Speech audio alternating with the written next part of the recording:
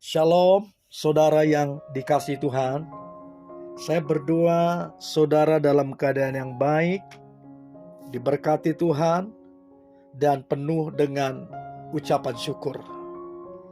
Hari ini kita akan mendengarkan firman Tuhan tentang penyediaan Tuhan. Dan biarlah firman ini saudara alami dan saudara jadi berkat bagi banyak orang. Untuk itu, mari kita berdoa terlebih dahulu.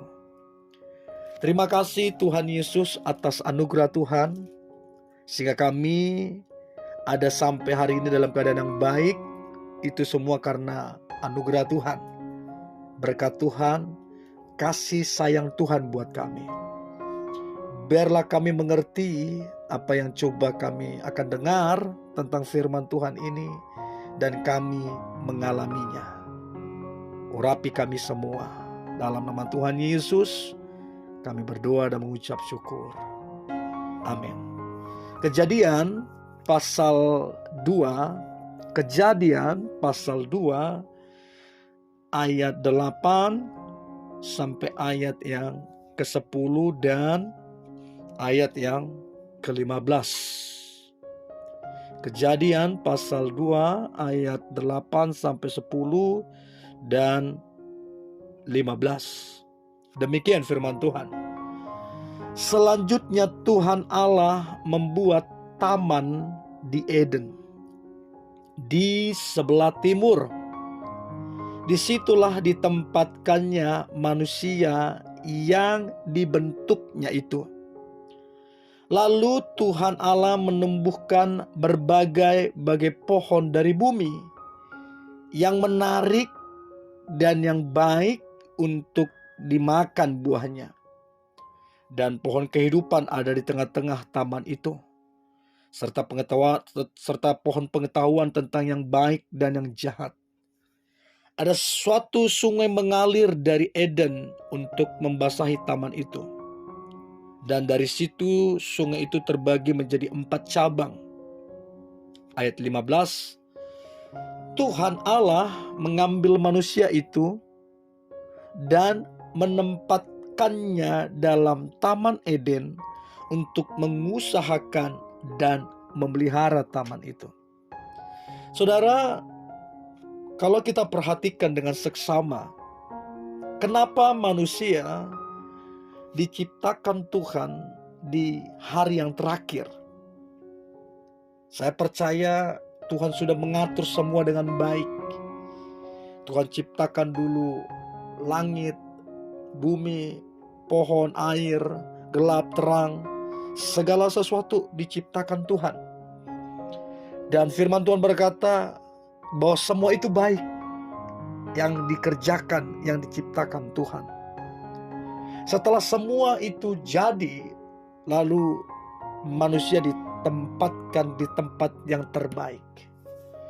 Artinya apa? Tuhan sediakan dulu. Semua Tuhan sediakan yang dibutuhkan dan diperlukan oleh manusia. Dan Alkitab bilang bahwa manusia itu ditempatkan di Eden.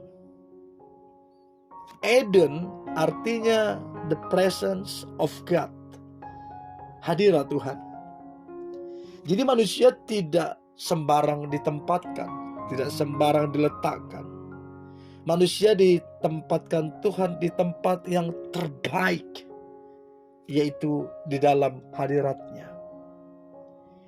Dan semua yang diperlukan manusia Tuhan sudah sediakan. Nah, saudara, kalau kita perhatikan, waktu Adam dan Hawa di Taman Eden, belum muncul kata kekurangan di sana. Belum muncul sakit penyakit di sana. Bahkan belum muncul di sana rantai makanan. Hewan ini makan itu, hewan itu makan ini. Belum ada muncul. Semua masih berjalan dengan baik. Tetapi begitu dosa masuk, Alkitab bilang bahwa manusia itu diusir dari Eden. Maka apa yang terjadi, saudara yang dikasihi Tuhan? Adam akan bersusah payah mencari nafkah. Yang kedua, bahwa Hawa si perempuan akan susah payah melahirkan. Bahkan melahirkan itu mempertaruhkan nyawa antara hidup dan mati. Ada satu perbedaan yang begitu signifikan di dalam hadirat Tuhan dan di luar hadirat Tuhan. Di dalam hadirat Tuhan, Tuhan sudah sediakan segala sesuatu. Tapi begitu di luar hadirat Tuhan, Adam mesti mencari nafkah. Hawa berjuang antara hidup dan mati. Ada satu perbedaan yang begitu signifikan. Untuk itu, kita tidak bisa berbuat apa-apa di luar hadirat Tuhan. Kita akan mengalami banyak kerugian ketika kita keluar dari hadirat Tuhan. Untuk itu, saudara, untuk kita mengalami penyediaan Tuhan, kita harus tinggal di dalam hadirat-Nya. Itulah yang dialami oleh anak bungsu. Ketika dia meninggalkan bapaknya, keluar dari rumah, mungkin secara kasat mata dia bisa mandiri. Mungkin dalam waktu tertentu dia masih bisa mandiri. Tapi waktu akan membuktikan bahwa kita atau dia tidak bisa hidup tanpa bapaknya. Alkitab bilang dia kelaparan. Bahkan nasibnya begitu tragis.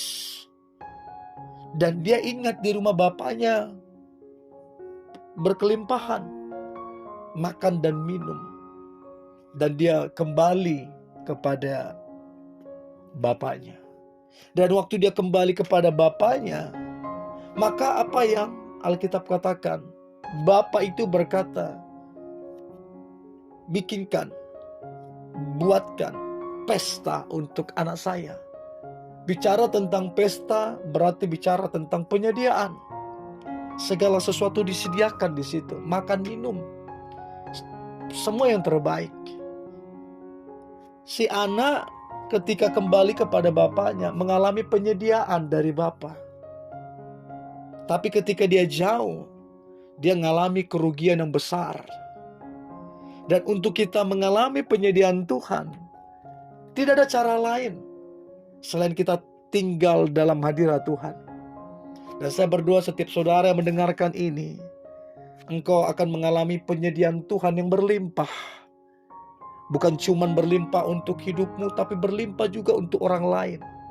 Artinya hidup jadi berkat. Hidup jadi jawaban, jadi terang untuk banyak orang. Karena apa? Kita tinggal di dalam hadirat Tuhan. Dan aku berdoa sepanjang tahun ini, kita akan mengalami penyediaan Tuhan yang luar biasa. Anak-anak saudara, anak-anak kita, pekerjaan kita, kesehatan kita, semua yang kita perlukan, kita akan mengalami penyediaan yang begitu luar biasa. Untuk itu, tetap tinggal dalam hadirat-Nya. Karena di sana Tuhan sediakan segala sesuatu. Haleluya. Mari kita berdoa. Terima kasih Tuhan Yesus buat anugerah Tuhan. Kami percaya hari ini hari yang luar biasa, hari yang diberkati Tuhan. Kami percaya penyediaan Tuhan itu pasti kami alami. Dan biarlah hidup kami tinggal di dalam Engkau, dan hidup kami jadi berkat bagi banyak orang. Aku percaya umat-Mu yang mendengarkan firman ini, mereka akan mengalami penyediaan Tuhan sepanjang tahun ini. Terima kasih Tuhan Yesus, kami mengucap syukur. Dalam nama Tuhan Yesus kami berdoa. Haleluya. Amin.